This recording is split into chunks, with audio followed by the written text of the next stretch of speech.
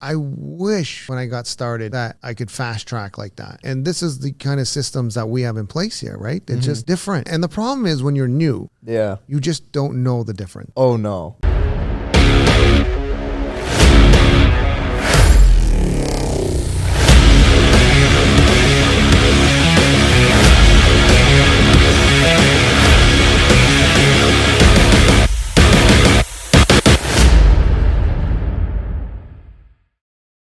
That was a great guest. Mel. Yeah. Well, that was awesome. You know, what do you think about him? You've been on the team now a few months, and what do you think about Mel? I mean, I got into it a little bit at the end there, telling him how thankful I am for everything that he's been doing. Yeah. And I've been experiencing on an appointment to appointment basis, and I feel myself just getting better and better at these appointments because I'm learning what he's saying about everything and how he presents himself and how he is with, just someone that he's never met before. He's walking in there, how he's building that trust. To have someone in that role, in that level, that's the best way to put it, just guide you like that, crazy. Priceless. Oh my God. Wow. 3 months in, how many listing appointments have you gone with a top agent to? I think we've been to 4 or 5. 4 or 5. And you really didn't actually go out and start door knocking except for the past 30 days? Yeah. I think it's about the last 3-4 weeks. Yeah. And in 3-4 weeks, you're out with a top dog agent, seeing his presentation, seeing what he does. I think it's 5 listing appointments you've gone on to. So 5 listing appointments where he went in and converted how many of them? 1, and 2 of them are on follow-up, I think, right? Yeah, and the other one, they decided not to sell or something like that. So it's really, I wish when I got started that I could fast track like that. And this is the kind of systems that we have in place here, right? It's just different. And the problem is when you're new, you just don't know the difference. Oh, no. No. Because you're not there. You're not there with a top dog. Yeah. But you also don't know what it would be like if you weren't on the team. So that's one of the tricky things that we have to overcome. What it would be like if you were on your own. For me, it took 5 years before I saw some kind of real results kick in. Obviously, I ever tell everyone the first year and a half, I did absolutely nothing. And then I slowly got going. And in my first year of real estate, I did like full-time real estate where I did my first buy and sell, and then I quit my job. Yeah. I just walked in my boss, I quit. Yeah. He goes, why? I go, do you see this? I'm a workaholic. This pays. You don't. I'm out of here. Yeah. And he was nice. He said everything, good luck. And then that's sort of what happened with your boss. Yeah. Right? On the prior episode. Yeah. Where did Hans just convince Shawn to quit his job? No. Shawn wanted to quit. Yeah. It was a beautiful, amazing episode. Yeah. That one went viral. If you haven't seen it, you should definitely watch it. Yeah. It's still ticking away. Yeah. Hopefully it's helping a lot of people change their thought process on what they should do and what the reaction and the fear of quitting your job. Most cases, unless your dad's your boss, most cases they're going to say thank you. I appreciate everything you've done, and I wish you all the best, which is exactly what he did. So same thing that happened to me, and thank God it did. And I went off and I did 8 transactions in my first full-time year. I was this close to being out of the business if I didn't. And like I said, being new in the business, having guys like Mel be on your side, open door policy. You can walk into his office anytime, any question I have. And how comfortable do you feel with Mel? It's incredible. Obviously at the beginning, it's 2 men that don't know each other whatsoever. And now it's like he was sitting here and I'm like, we're so close. I went to his house. He gave me a full tour there. I saw the dog, the wife, the son, everything. So it's like, wow, it's not a team. It's a family. Yeah. It's awesome. Family concept. Yeah, exactly. And you feel that, no one's just running after their paycheck and paying their bills on a month-to-month basis. Everyone's here to support each other and everyone's growing. Yeah, I'm glad you said that because we're really trying to build something. Exactly. Right? We're trying to grow something. As my little guy says, teamwork makes the dream work. Makes the dream work. Yeah, he's been saying to that for me for the last maybe 6 months now to a year. Yeah. I don't know where he picked it up from. Teachers say it. I remember it. Yeah? The teachers say it. Teamwork makes the dream work. And, I've been I put that up on my wall and, that's the philosophy we've had here now for a long time. But I like the way that sounded. So I'm going to stick with it a little bit more. Yeah. It's true. I mean, this is the definition of a team. Yeah. And it's making all these dreams come true for everyone around you. Yeah. And you got to have the leader who believes in that concept. Exactly. Right? Because if I'm not believing in that concept and I go, whatever, it's just me, then, how does that benefit anybody else? Right? Exactly. Where I believe that by helping you or teaching Mel, who I helped Mel get to where he is today, and having him support you and having that support system surrounding everybody, which is just getting more and more efficient every time we improve it. And the way I see it is that, because now when we have over 50 team members, everybody would want a piece of my time, but now they feel comfortable. Oh, I have a good solid person I can go to. I have in essence, their own mentor that they can go to and go to listing appointments to and learn the business from and feel comfortable with, when Hans is not available because he's in $250 million listing appointments. Yeah. And, a lot of people might not even feel comfortable coming and talking to me. Yeah. Even though I'm very open, I do trainings, I ask people, how's it going? I'm in the office 12 hours a day. Here, I'm available. People do come in all the time and ask me questions. But more of the important stuff, right?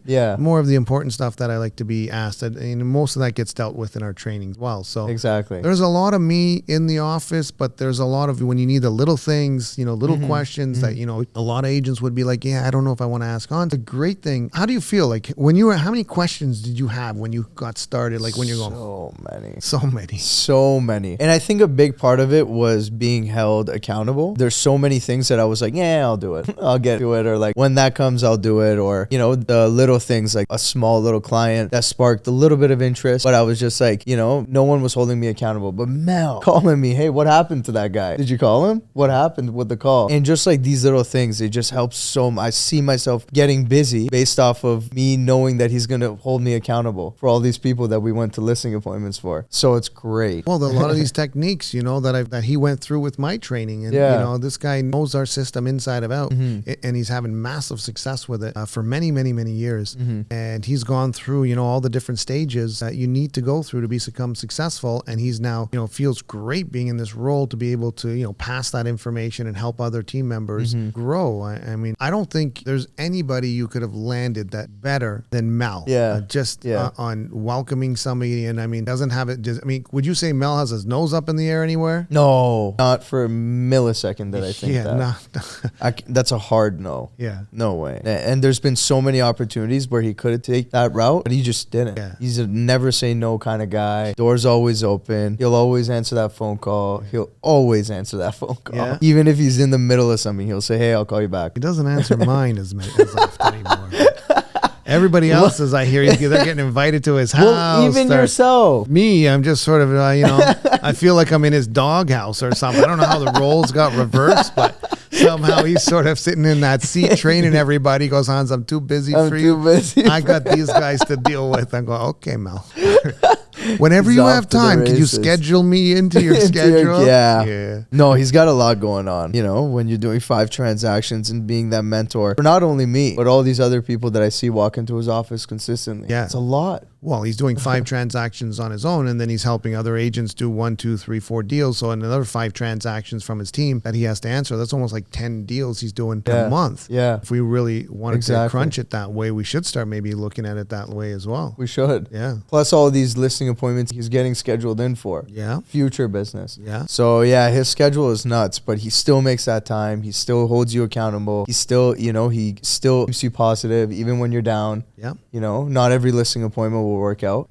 But he's there to push you back up and say, it's okay, next one. Let's keep going. And also give you a little bit of a teaching experience of, how to improve from this time to next time. What you should do, what you shouldn't do. And these are things like, I had to learn everything from scratch. There was nobody coming into my listing appointments. There was no one showing me the basis of a solid foundation. I had to learn it from trial and error. And most people can't do that. 90% of the people say, F this. I'm not going to keep going year after year after year trying to figure stuff out. And I'm not saying I didn't get down. I'm a normal human being. I get down just like anybody else. But I just have that, I don't know, Rocky mentality and just get back up, just keep getting back up and just keep getting back up. And I would even watch movies like that to get remotivated. No way. Real estate's like that, man. Like going in against Mike Tyson. He just keeps knocking you out, and you just keep getting back up. You just keep getting back up until you figure out how to do one of these. Oh, shoot, I wish I knew that earlier, right? Or the opponent gets tired. And now you still still keep going. And well, yeah, I mean, at some point the universe says, okay, this guy really wants it.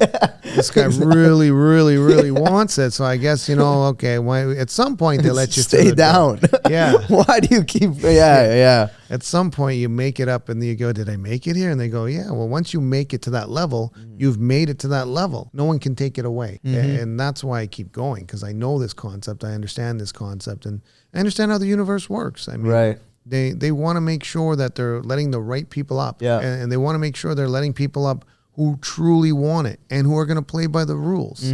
And who are going to make the changes that are being asked of them. Otherwise, they don't want you up there. Exactly. Because it causes problems. Let's say you go up there and you have no foundation, you don't have the proper thought process, and you go up there and it's totally counterproductive to the way the system's being run. What's going to happen to the system if you're the one in power? It's going to change. Yeah. What happens if you're the one, that. you got to be careful who we let into the top of any kind of country, because the one push of a button and all of a sudden they have the influence. The whole world changes, right? Big time. So we got to be a little bit careful. The universe has to be careful. The system has to be careful. And we're all put through the ringer, showing and changing and saying, okay, I've improved this. I fixed this. I'm better here. I'm a better person there. I talk to people a little bit differently. I know how to communicate better. I know how to help people.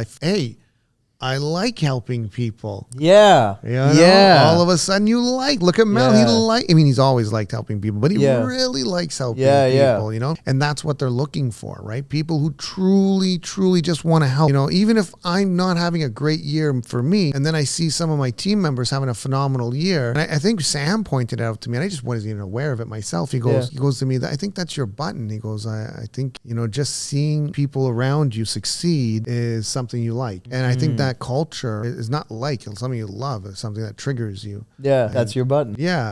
So that culture is built into this team. The thought process, like if you go out there, you can ask any team member, even the new ones. Yeah. Go ask Taran if you can, hey, do you mind running through scripts for me? What's he going to say? 100%. Hell yeah. What's Which he gonna room? Say? Yeah, sure. Yeah, no problem, right? Yeah. And when Taran started out, where do you think he got that from? Cheyenne. Who has the exact same mentality. And where do you think he got that from? Cheyenne got that from. Sam. And where do you think Sam got that from? You. There you go. Right. So it's a certain mentality that we have here of helping and giving and helping and giving, because we all know here, at least here in this bubble, that the more we give, the more we help others, the more they're going to help us, and the more the universe is going to let us grow. And so we have that full-blown mentality. And if someone doesn't have that thought process, well, then Hans, change your bubble. we have to have a one-on-one with Hans. And we'll probably do that public in front of the whole team and fix that problem pretty quickly, right? That happened at the training last week. Remember,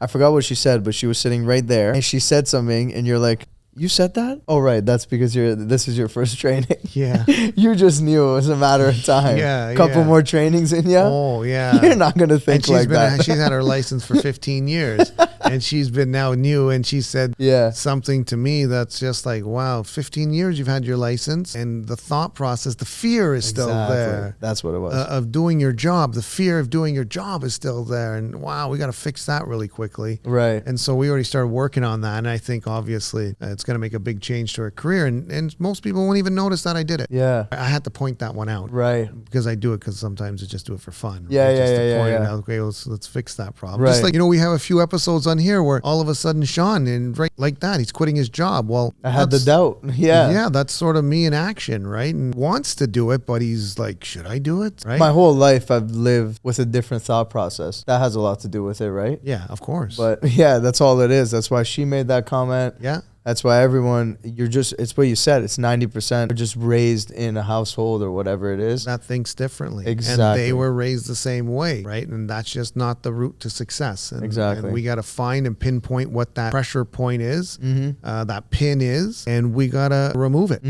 right? And so